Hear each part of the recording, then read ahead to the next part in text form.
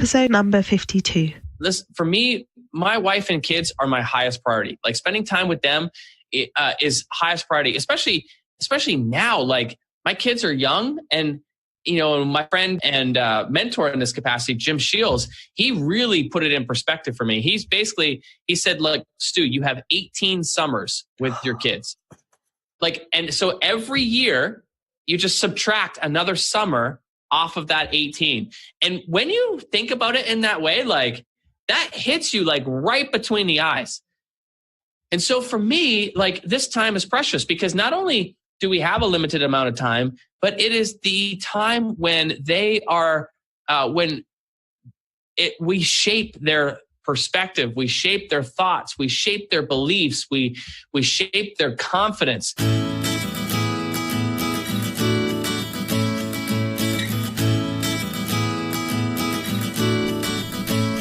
Hi, you're listening to the Careers Beyond Motherhood podcast with your host, Janine Esbrand. I'm here to help working mums like you to thrive in your careers and in motherhood. I share tips, strategies, and inspirational conversations with awesome women to help reduce the struggle in your juggle.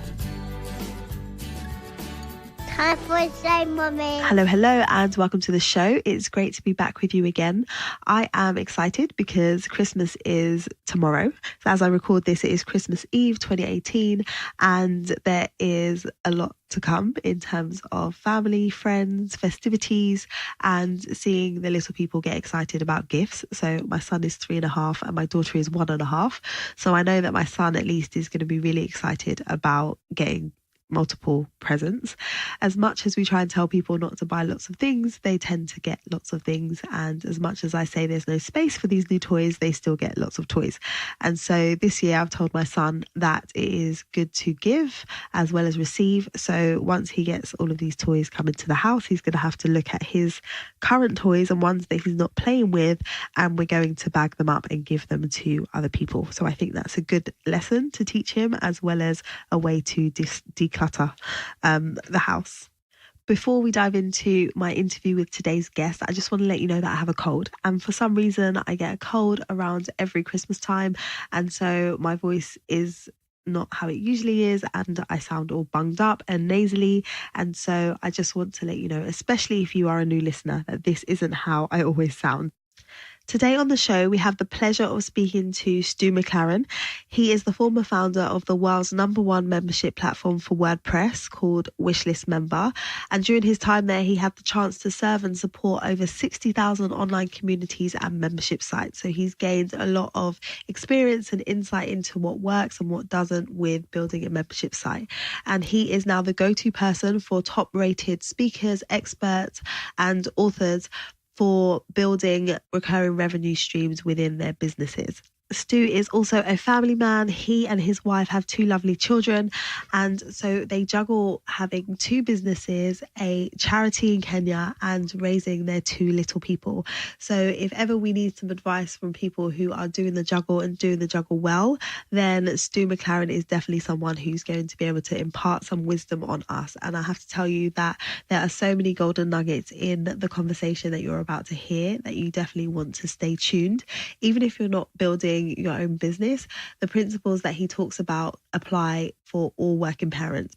So without further ado, let's jump into my interview with Stu. Hi, Stu. Thank you so much for joining us today. I'm super excited to have you. Can you please introduce yourself to our audience? Yes. Well, thank you for having me, first of all. My name is Stu Mclaren. I have an amazing wife, Amy, who I've been married to now for 11 years. We have 2 young kids. My daughter, Marla, who is 7. And our son, who we adopted from South Africa, who is 4, and he's just about to be 5. So he's growing like a weed. That kid, doesn't stop growing. But so that's like, quick background. And then, for us, I have my business. My wife has her business, and then we also have a charity that we run as well, where we build schools over in Kenya. So it's a busy life all the way around, family, work, nonprofit, but we make it happen. Awesome. There is so much I want to dig into and ask you about. So talk to me a bit about what your career looks like pre-parenthood and then what it looks like now. So I know your career journey has been really interesting. So can you kind of just give us a quick walk through how things have progressed in your career? Yeah, well, so I went to university for business, and I graduated with my honors business degree, and essentially that degree programmed us to go into the corporate world and be a corporate executive. And for whatever reason, I can't tell you why. I can't nail down specifically what it was, but I just always felt like a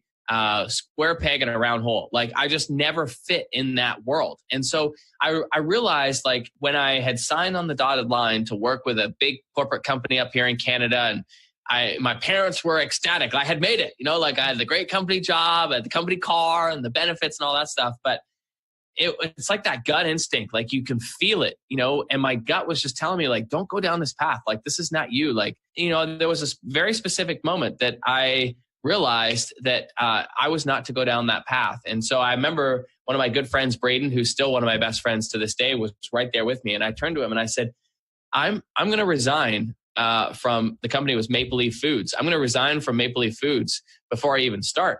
And he looked at me and he was kind of like, kind of confused, but excited. And then he said to me, he's like, well, what are you going to do? And I said, I don't know. I don't know, but I know that that's not what I want to do. And so sometimes, like, in life, knowing what you don't want to do is a first step toward finding out what it is that you do want to do. And that was absolutely the case for me. And so at that point, like, I didn't know what I wanted to do. I was just kind of like, I knew I didn't want to go into the corporate world. So what I ended up doing was I was really passionate about this subject of creativity. It took me from failing out of my first year of university to graduating top of my class, being named most outstanding male. And so I was really passionate about this. And I used creativity to, improve my school marks. I used creativity to land incredible jobs. I used creativity to ultimately win my girlfriend over, which is now my wife. Yeah. So I was just like, I'm going to speak about that. So I started sharing that message with high school and college students. And that ultimately started a path for me. It was like one foot in front of the other. And slowly but surely, things started to get more and more clear. And so I started that career, led me to learning more about how to grow my speaking business, which led me to working with a gentleman essentially running his company, putting on seminars each month because he taught people how to grow their speaking businesses. So I was like immersed in that. And then ultimately I left that and I was asked by one of the other speakers that was at those events if I would manage his affiliate program. And I said, what does that mean? And he's like, look, he said, you're really good speaking with people, you're really good at training, and you have a really keen sense of marketing. He's like, you'd be a great affiliate manager. So I said, sure. So I kind of started my own affiliate management business without knowing it. And we did really well and word spread. And before I knew it, I was getting asked to manage a whole bunch of affiliate programs. And that business just took off. That was like 2005. And but here was the problem. So you asked what my career was like before family and what it was like after. The problem was that business took off, but it was very demanding because it was basically my schedule was predetermined by my client's schedule. So when they were in a big promotion, I was in a big promotion. And what ultimately happened is when you have a whole bunch of clients, somebody is always in a big promotion all the time. And that just, the writing was on the wall. Amy and I, we hadn't married yet, but we had been together quite a long time. So it was definitely a topic of conversation. And ultimately we knew, like, I felt it. I couldn't keep doing that business if I ultimately wanted to settle down and have a loving marriage and have, a loving family, because at the end of the day, I was working nonstop. And it was great, for that period of time because I made, some great money and I learned a ton, but the writing was on the wall. So I started looking for an alternative. And ultimately what it landed me on was a mentor of mine said, you should teach what it is that you are doing to help grow these marketing campaigns and promotions. And you should do it inside of a membership site. And I didn't know anything about membership sites. And so I looked into it and I was like, okay, yeah, I see it. That'll help me teach a lot more people, but be able to do it in a more leveraged way. So I started down the path of trying to create my first membership site. And it was a nightmare. The software was like archaic and very difficult to use. And I had to learn about like server settings and HT access and all these things that were like way above my pay grade. And so I was venting my frustration to a friend of mine, and his name was Tracy. And I was like, dude, I just wish there was like a really simple solution so I could just like focus on creating content. And he said, well, what if we just create a solution together? And I said to him, I'm like, dude, did you not hear what I just said? Like, the technology is not my thing. Like, how am I going to create a solution? I'm not a developer. And he said, well, listen, I work with a really talented developer. Why don't we team up and do this together? And so ultimately we did. And that was my very first like product per se, a product business, which was a piece of software called Wishlist Member.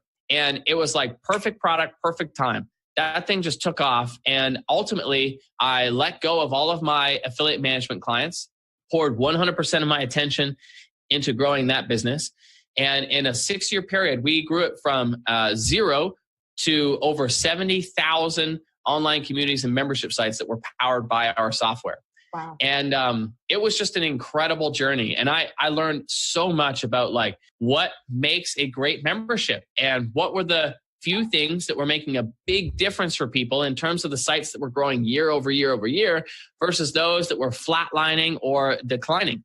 And that ultimately led me to where we are today, which is a completely separate company that teaches how to grow highly profitable membership sites. And it's come from, working with literally tens of thousands of different online companies and industries and markets, from, teaching lesson plans to guitar lessons to photography and calligraphy and health and fitness and business and you name it. We have been supporting all kinds of different companies in all kinds of different markets grow their recurring revenue in their business. So that's kind of like the journey. And the before was that I worked a lot.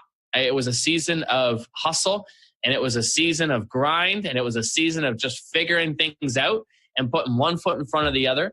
But there was definitely a line in the sand moment when I knew that I couldn't continue doing that if and when I was going to get married and start a family. And ultimately, that's what led me down the path of the membership sites. Yeah, I love that. There's so many golden nuggets in there. So firstly, when you got to the point where you were like, what's important to me? So family is important to me. So as much as I like this business, I can't continue to do this and have family life in the way that I want to. So that kind of prompted you to look for a solution. And then it sounds like all along the way, you kind of were speaking to people and sharing with them your challenge. And it was other people that were able to input and tell you like, do you know you're good at this? These are your strengths. Like maybe you should look into this. And I think it's so important because often people get stuck where they are and they say, I don't want to do this, but I don't know what else I would do. And I love what you said about putting one foot in front of the other and speaking to people. And often you can't see it because you're so close to it, but people in your network can really tell you, you're really good at this. You should pursue this, or this is an opportunity. Totally. That's great. I think too, like, if you're ever at that point where you don't know what it is that you want to do, you don't know what you're good at, like the worst thing that you can do is just stand still. Like the worst thing that you can do is just stand still and try to, intellectually figure it out. Because I'm telling you, it's really difficult to squeeze the answers out of your brain. What we got to do is we got to get in motion. We got to start doing something. And kind of like what I was saying, like, even if you know what you don't want to do, going in the opposite direction of that often helps. Just as an example, like even when I was starting my career, when I was still in university and I was unsure of like what direction to take my career.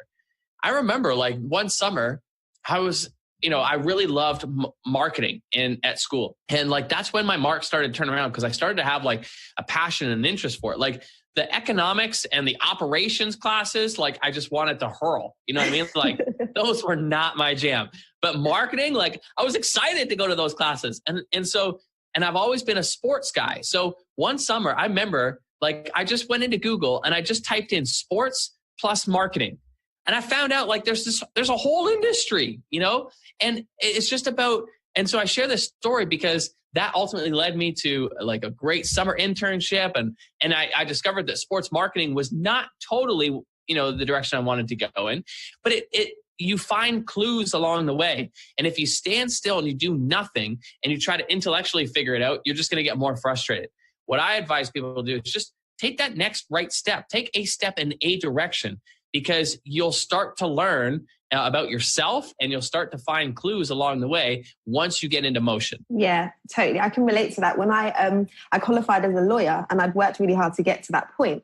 And then when I got there, I was like, this isn't it. Like, I really enjoy what I'm doing, but there's something missing. And so I went on this kind of journey of exploration, and then I came across coaching, and then I was like, oh my gosh, there's a whole industry around coaching. And then that took me down a path. And then that's where now I have a portfolio career. So I'm a lawyer and I'm also a coach. And for me, that fulfills both sides. And it's the complete picture is great. But if I didn't, start looking into something, then I'd be stuck feeling completely unfulfilled. So totally. Yeah. And that's the great thing about today. Like, today is like the most amazing time to be alive, because literally, like, no matter what you're interested in, like, no matter what piques your interest, what lights you up, I guarantee you will be able to find people who are building a career and a business around it. Like, trust me when I say I get exposed to the most crazy things in the world when it comes to like markets that people have built businesses around. Like, here's an example. There's a woman down in, I think it's in Nashville. Her name is Tamara Bennett. Okay. And she's in our community, in our tribe community. And, I love hearing like how people implement, what it is that we teach. And so she shared her story with me. And so Tamara started a membership site, welcomed over 400 monthly paying members. I think it's at $30 a month. Mm-hmm. And here's the market. She teaches people how to create decorative door hangers, like things that you'd put on a door, like decorative door hangers. 400 members. She's built a whole business around decorative door hangers. Like, and these things they pop up like this all the time. And so it's the greatest time to be alive, because no matter what you're interested in, you can absolutely find a career or build a business around those interests. And that's why, I'm so grateful for the internet. I'm so grateful for what it's exposed us to and opened our eyes to. And man, it's an awesome time. It is, totally. I say it to people all the time. Like, if you're stuck, there's totally stuff you can do. Like, we have the internet. There's no excuse. Everything's at your fingertips. So let's get going. Exactly. So talk to me a bit about how life looks in terms of juggling the demands of work and family life. Because often I think people feel like, if you run your own business and you have your own schedule, that means that it's a lot easier to juggle. And that's not always the case, especially if you have a successful business and you've got loads of things that you're doing. Sometimes it's harder to draw the line. So can you talk to me about how it looks for you? Yeah, well, listen, when you got your own business, it is way harder, because like when you're working for somebody else, you can just shut off, right? Like, there's an expectation of like, 40 hours a week as an example. And I get it. Some careers like are more demanding than others, but at the end of the day, there's your boundaries. When you run your own business, there are no boundaries. And so, that's the problem. That's the problem, because when you're passionate about your work and you have no boundaries, you'll want to do it all the time. Yeah. And so when that is the case, this is where you've got to be very, very careful, especially when it comes to raising a family. Like, this, for me, my wife and kids are my highest priority. Like, spending time with them is highest priority, especially now. Like, my kids are young, and my friend and mentor in this capacity, Jim Shields, he really put it in perspective for me. He said, look, Stu, you have 18 summers with your kids. Like, and so every year you just subtract another summer off of that 18. And when you think about it in that way, like, that hits you like right between the eyes. And so for me, like, this time is precious, because not only do we have a limited amount of time, but it is the time when we shape their perspective, we shape their thoughts, we shape their beliefs, we shape their confidence. And so I want to speak into that as much as possible. I'm so grateful because I had two wonderful parents. I came from a household where my parents, they worked really hard. Like, they were two blue collar workers. Both my parents worked two full-time jobs. My dad worked from 9 a.m. till 3 p.m. in a high school, helping kids with special needs. And then 4 nights a week, he would work from 8 p.m. till 8 a.m. in a group home with people with special needs. And then my mom was similar. She worked 9 to 3 in an elementary school with kids with autism. And then 3 nights a week, the 3 nights that my dad wasn't working, my mom would work in a fine dining restaurant. And so my parents worked all the time, but every spare minute that they had, they were at every soccer game, every basketball game, every volleyball game. They were there for us, as kids. And so like I grew up, with parents who spoke into me and created this belief that I could do anything. Like I literally could, whatever I wanted to do in life, I could do. And so that was the greatest gift that they gave me. And I want to be able to give that same gift to my kids. And that takes time. That doesn't, like being with your kids, it just takes time. And so how does that factor into the way that we work? Well, I realized pretty quickly that like a job, I have to create boundaries. I have to create boundaries and rules for myself that I can ensure that my highest priority is my highest priority. So here's just a couple examples of some of those rules. So every morning I take my kids to school. That's my thing. That's my morning routine. I'm up with them. I spend time with them in the morning. I have breakfast with them. I get them ready for school, and together we go to school. And when we go to school, my whole goal is to like get them like fired up and excited for the day. So we have the music cranked. We're singing all kinds of songs. They get to pick the playlist. Like it's like this fun, get them energized and excited going to school. And we have so many great memories like of our, to school trips, if you will. Then I'll go to work. And so then my day though ends at 4, no matter what, my day ends at 4. Like even as we're doing this interview, there's a reason that they're at this time because I just don't book any interviews or anything or schedule any work after the 4 p.m. And so when I go home, it's the same thing. I'm off of work and it's like, it's them time. And so this is when we're like doing gymnastics, we're playing outside, we're swimming in the pool, we're with my daughter. And now my son's getting into it too, which is like reading. And my daughter loves to write. And my son, he's got a lot more energy. So we're like wrestling, and running outside with the dog.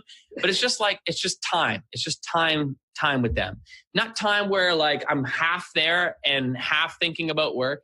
It's time for them. And so same thing, like my wife does the same thing. And so we're both like there with the kids all the time as a family.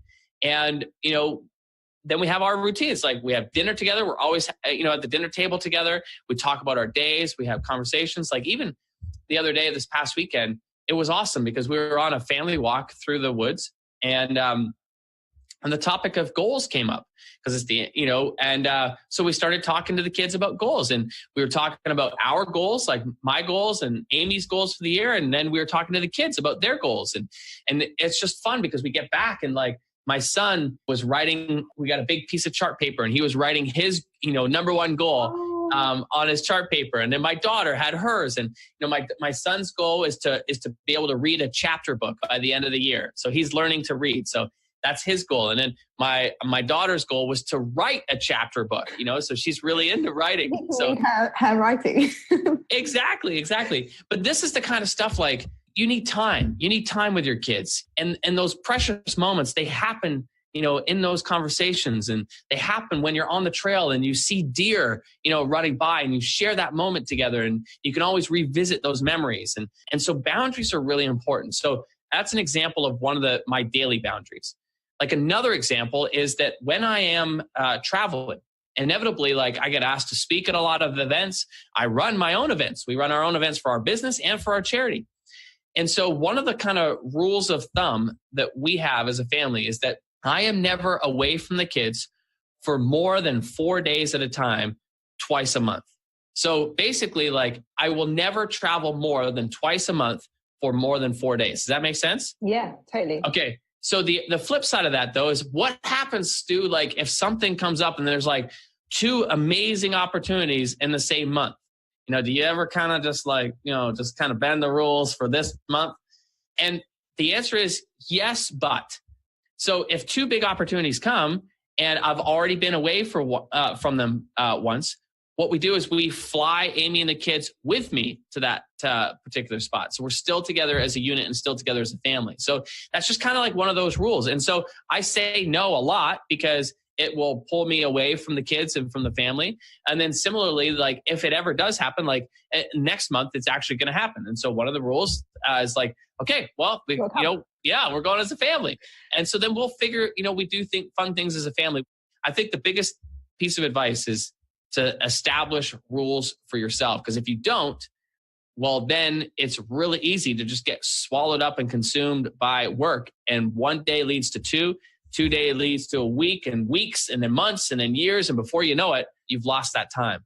Yeah, absolutely. I love what you said about the amount of years that you have left with them. Like my friend was saying a similar thing, was saying there's only 9 years that your child is in single digits. And that really hit me. And my children are young. So my son is 3.5 and my daughter's 1.5. So we're in that crazy stage of them being like totally all consuming, but it's just so amazing to see them like absorbing everything and you've been able to pour into them and then them learning stuff. And I might have said something to my son like 2 weeks ago. And then he's like, yeah, remember you said this? And I'm like, oh my gosh, yeah, I did say that. And he's applying it in context. And I'm like, this is just amazing. So I think it's important for parents to, when you are juggling work and family life, to realize that your role as a parent is so, so important. And you're building a legacy through your children. So don't necessarily think that, if you have taken a step away from your career for a while and you're investing in your children, that time isn't time well spent, because it totally is. And to that point, like, there's time with your kids when you're doing like activities with them and stuff like that. But there's time when they're just like what you said, they're just observing you.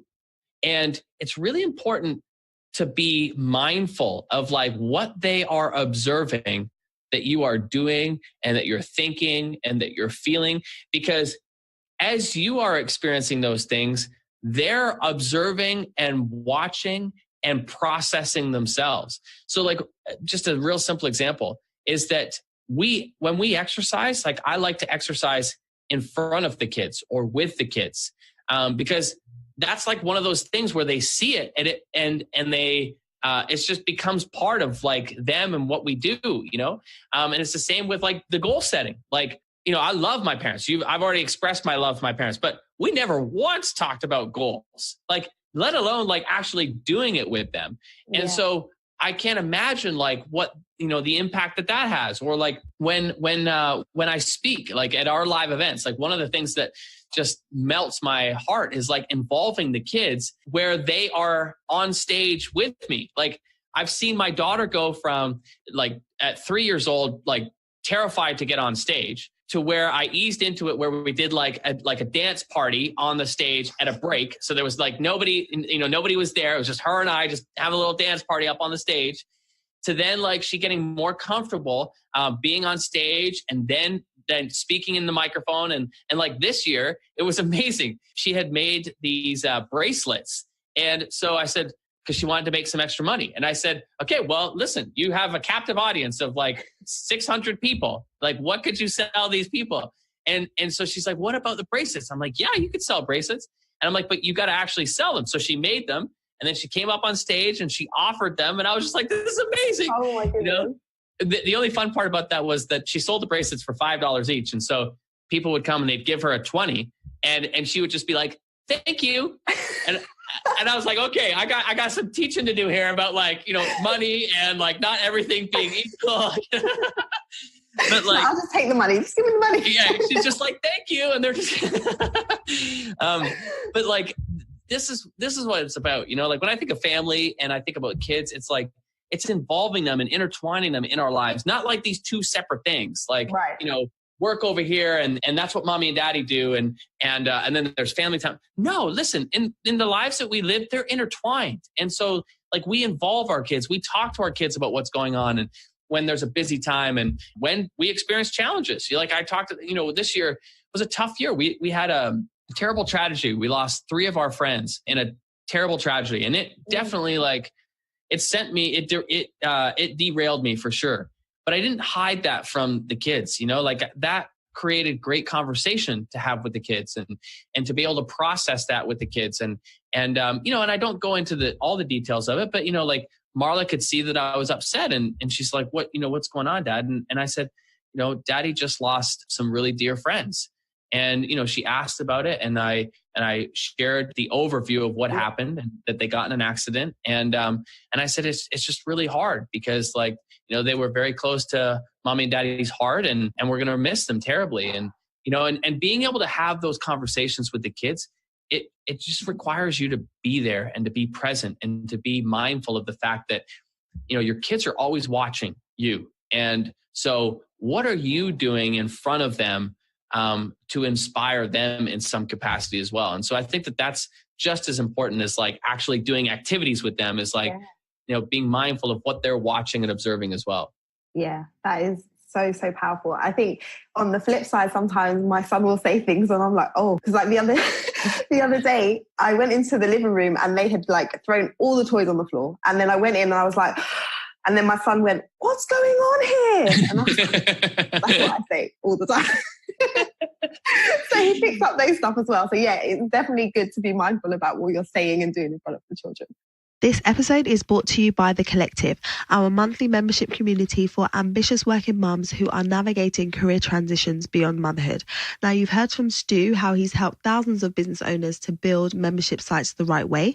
Well, I'm pleased to say that I am one such business owner. So I took everything that Stu taught me and built The Collective membership community in a way that helps members to get results. So they are given the roadmap, the tools, and the support that they need to move boldly towards their career goals. So our members are doing some awesome things like finding dream part-time roles, negotiating new levels of flexibility with their current employers, growing their businesses to 6 figures in revenue, and the list goes on, and all while raising fabulous little people. The doors to The Collective will be opening again in the new year, so if you would be interested in joining us, then head over to lightboxcoaching.com/waitlist and put your name down, and then you'll be the first to hear when the doors reopen for enrollment. Okay, so let's jump back into our conversation with Stu. So I went on a mission trip a few years ago to East Africa. So I spent a week in Rwanda and a week in Kenya. And Amazing. That whole experience was just literally just changed the course of my career and how I thought about everything. And I know that when I came back, I was like, I need to be doing something. I need to be doing more. So can you talk to me a bit about your experience and what led you to start your charity in Kenya? Yeah, well, listen, let's just put the cards out on the table first. This was completely my wife. And I'm so grateful to her because I am not the visionary in this particular space. She is. But she's always had this passion for like travel. And like she loves to travel. She loves to travel to like all the common tourist destinations, but she has equal passion to travel to like the places that nobody has gone to. And so when we were together, like it took me 7 years to convince her that I was the man of her dreams. And so during that time, it was one heck of a sales process, let me tell you. But so it took me a long time, but long story short, like during that time, she was traveling all over the world. And she was traveling to like the places that people commonly go to and the places that they don't. And part of that, she saw like so many kids who were in these remote areas of these various countries who wanted an education, but either couldn't afford it or the school was so far away that it was just impossible for them to go to. And, she was a teacher for 10 years. So education is an important part of her DNA. And she just kept coming back and she just kept saying like, man, there's something, these kids want education and they just can't get it. Like, I would just love to be able to figure that out and do something. And so she kept volunteering. She would work with these volunteer organizations and she would do all this kind of stuff. And then one year, it was December 2006, Oprah had this show called The Big Give. And she would go into like a community usually in the States, and they would contribute like $100,000 or something, and they would transform like some family's life. And Amy and I just loved watching this show. And we were always so inspired. And I remember this one particular episode, like it was a really emotional show. So we're both like, crying after, and we're just talking about it. And then she said to me, she turned to me afterwards. She's like, we should do something like this. And I was like, yeah, babes, that sounds awesome. She's like, no, I'm serious. Like we should do something like this, but for a community in a developing country. And I was like, yeah, that sounds great. Again, this was like second week in December. And I said to her, I'm like, well, when do you want to do this? And she said, over the Christmas holidays. And I was like, I said, baby cakes, this is like in 2 weeks, like that's pretty tight timeline. And she's like, look, you're the business guy. You figure out how to raise the money. I'm the traveler. I'll figure out where we're going and what we're going to do. I was like, Okay. It's not that easy, babes, And so anyways, so we did our first fundraiser, raised just over $14,000.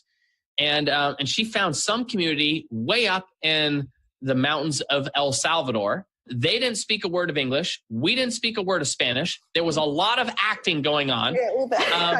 Oh my goodness. It was, and Amy always made me do the acting. Like I was always like, anyways, another story. But it was an amazing experience. And she always told me, she said, you'll understand it like when you experience it. And so sure enough, like I remember we were on that plane coming home and I looked at her and I said, babes, I get it. Okay, so let's figure out how to make this, a more formal thing. And so in Canada, it takes a long time, like to get nonprofit status. It's not an easy thing. Like it usually takes anywhere between 5 to 7 years to get an official nonprofit status. But my wife, Amy, she's like a pit bull on a bone. Like, she would just relentlessly follow up and follow up and follow up. And we got it in 2 years. And so from there, it was the strangest thing. Like, I can't explain it, but like we both had a heart for Africa. Like we had never been, but we were both drawn to that side of the world. And I don't know why. Like I can't explain it. But the first place we ever went to was Ghana. And so we went to Ghana and we stayed in a refugee camp for a week.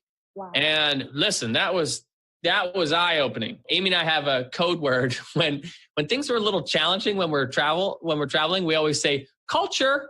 and we had a lot of culture on that trip, but it was eye-opening. And for me, like I'm just a big kid. So like the way I connect with kids when I travel is like, I just play soccer. Like I just play games and I play soccer.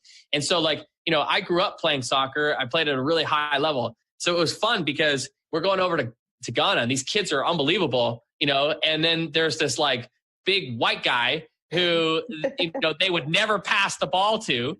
And then finally, when I got the ball, I felt like I had to prove myself to these kids. So I had to like do a couple moves and then score a goal. And then they're like, okay, like he can play.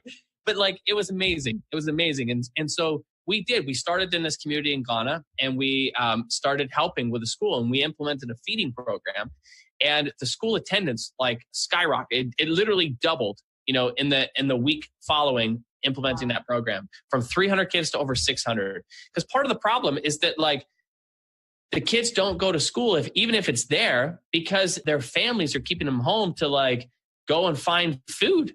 Yeah. And so the parents saw this as for the opportunity that it was, which was like, hey, our kids can get a meal, like send them to school.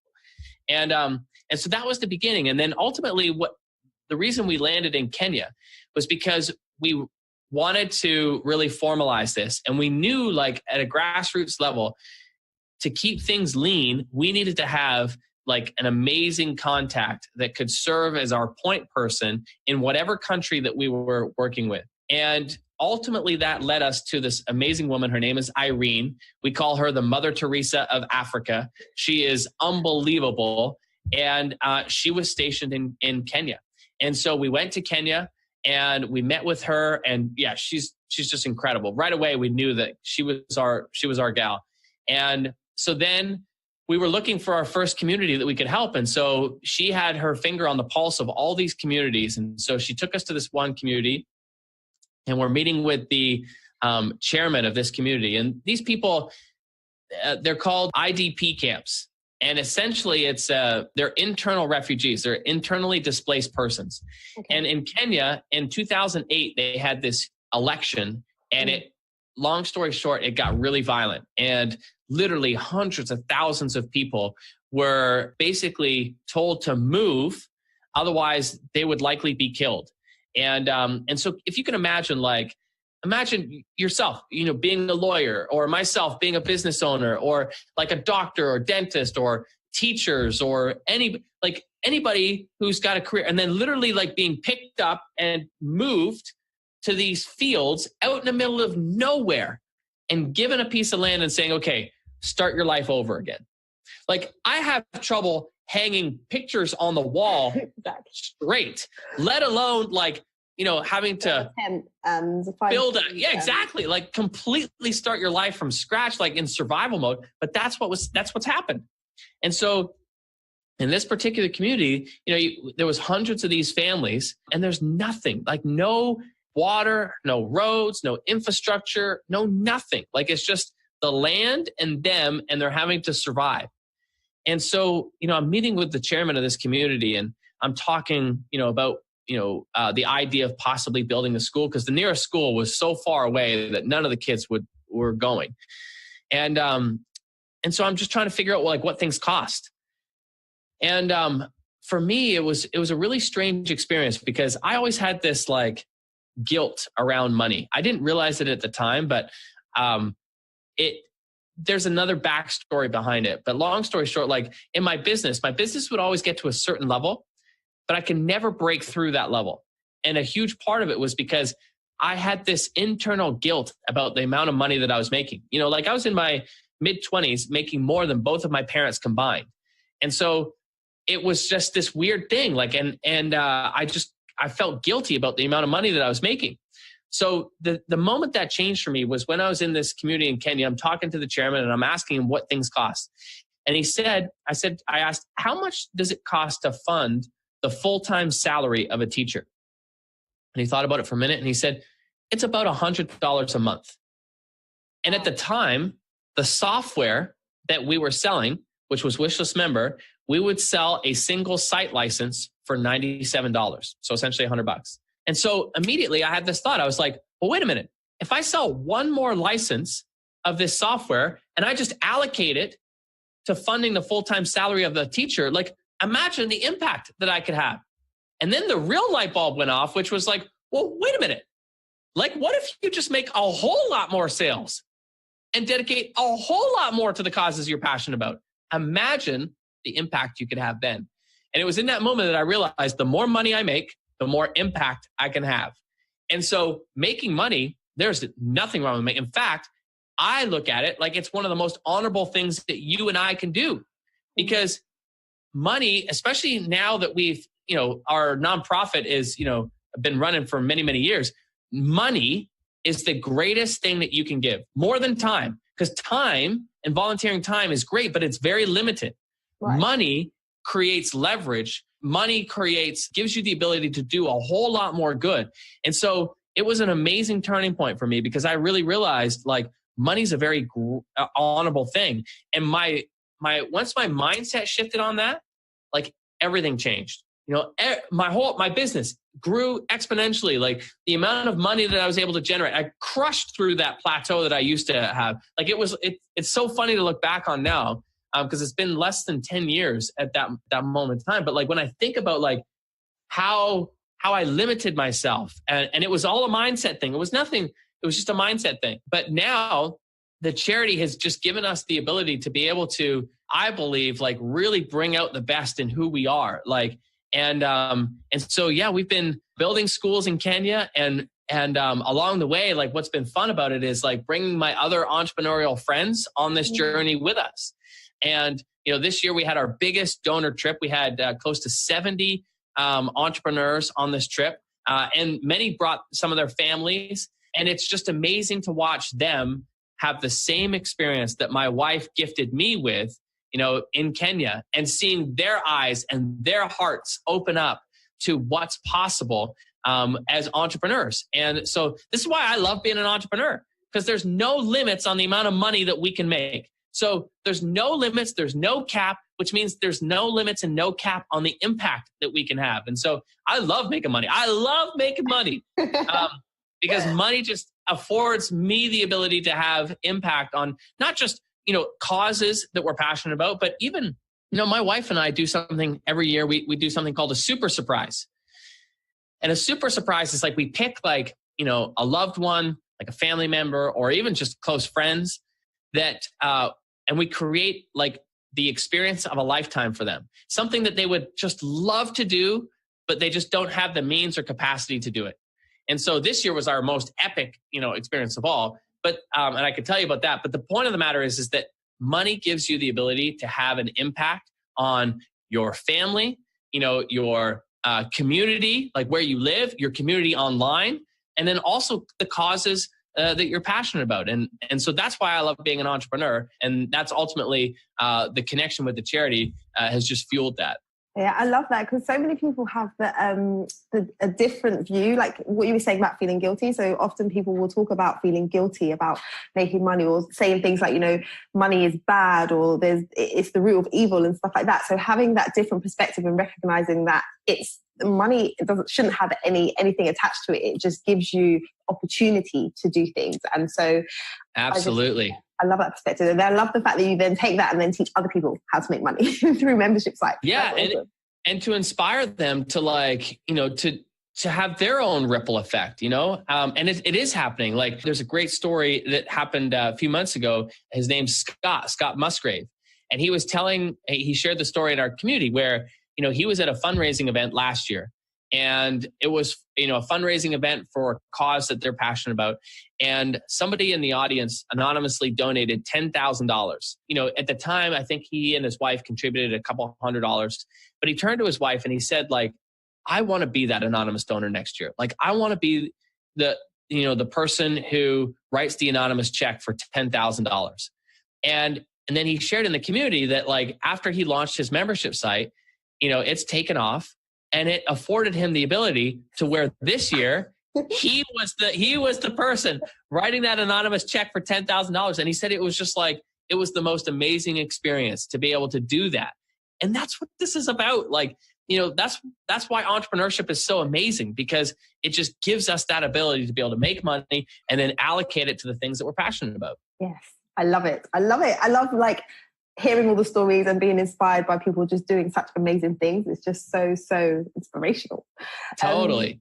So one of the things that I like to share on the podcast is an inspirational quote or a mantra or a saying, because I love them for myself and I think it's always good for us to share with others. So I know you have a few, but is there one that you would share with people to say that this is a saying that you kind of often share or live by? Yeah, so there's a couple that I want to share with you. The first one is one that my dad shared with me like years and years ago.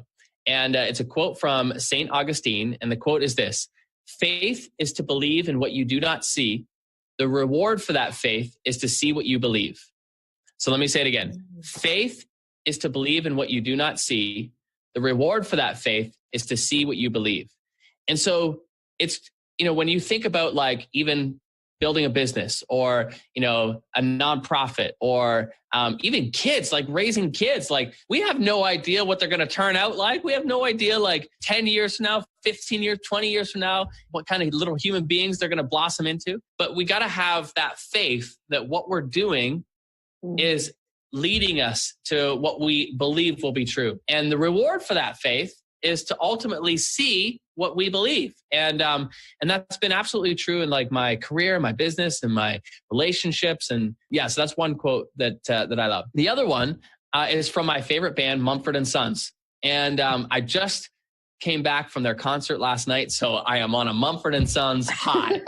But one of the lyrics that they have in their songs is, where you invest your love, you invest your life.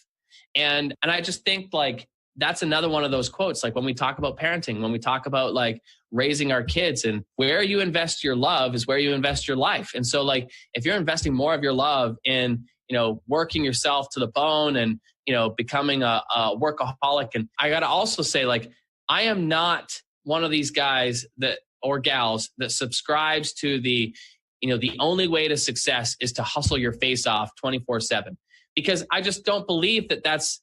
Do we need to work hard? Yes.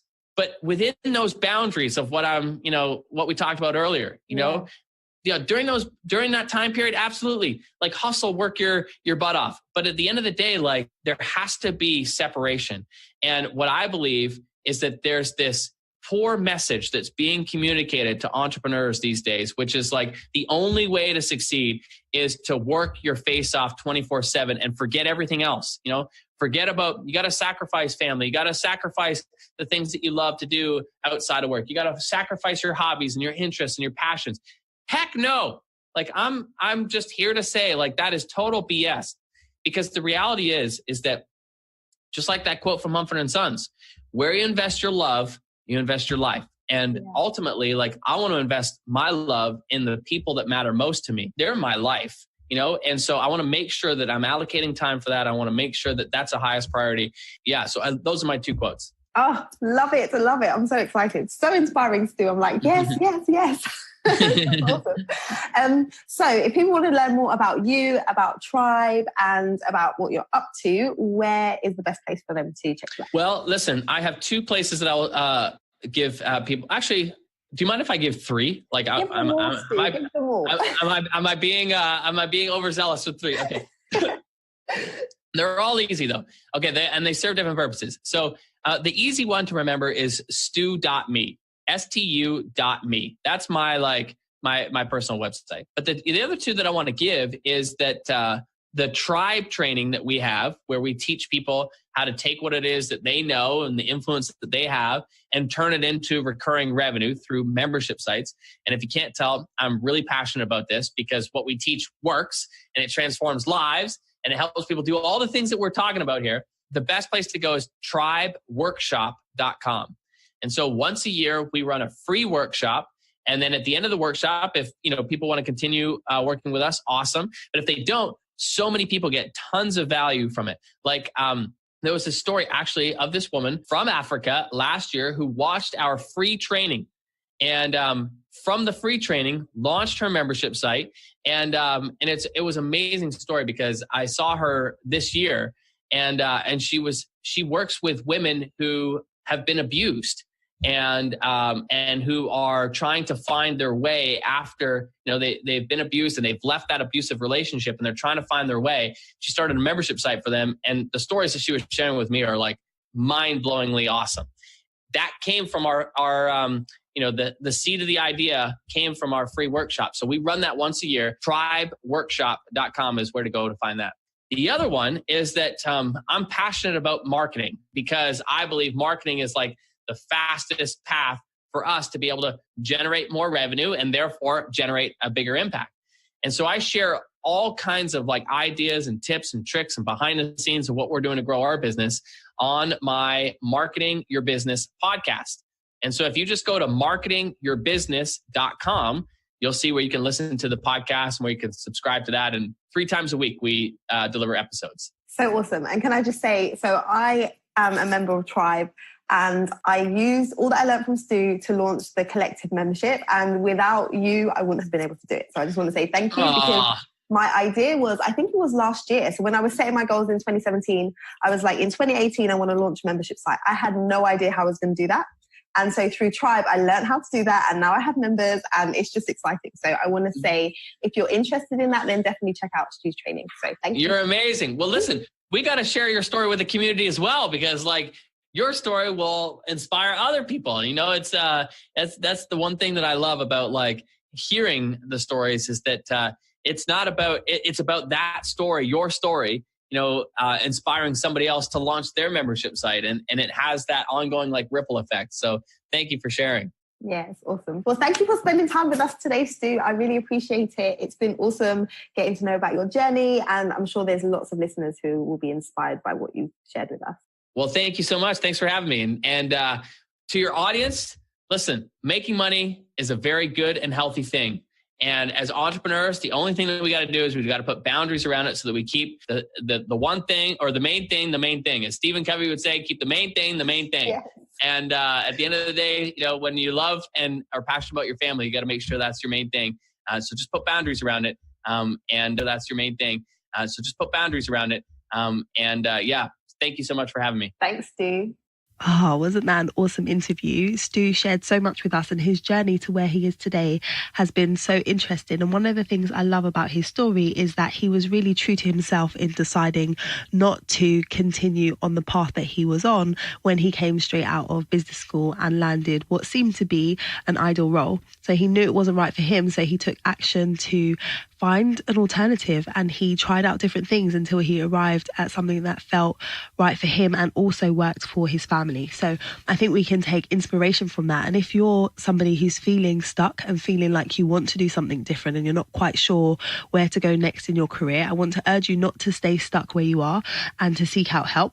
One of the things that I've created that might be of assistance to you is a guide, and it's 17 career options for you to consider post-baby that may not have been available before. So we've had so much change over the last few years in terms of technology and what is possible, remote working, different ways of working, different ways of doing the same type of role in certain industries.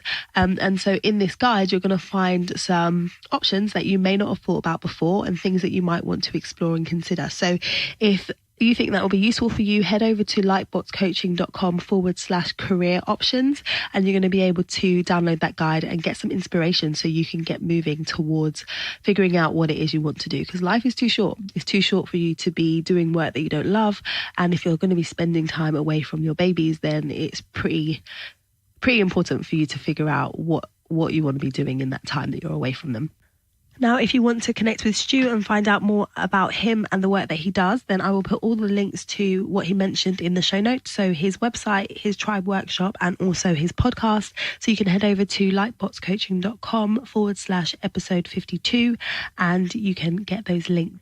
If you enjoyed the show, then I urge you to go and subscribe so that you don't miss an episode. We have some great guests lined up for you coming in 2019. Next week, I'm going to be speaking to the lovely Anna Runyon, who's actually the person who introduced me to Stu Mclaren. And she's going to be sharing with us a bit about her journey. And so I'd love for you to check that out. So make sure you subscribe. And now I'm going to head off because it's time to prepare for Christmas. So I wish you and your family a wonderful Christmas, and I look forward to connecting with you again next week. Until then, look after you and look after your babies.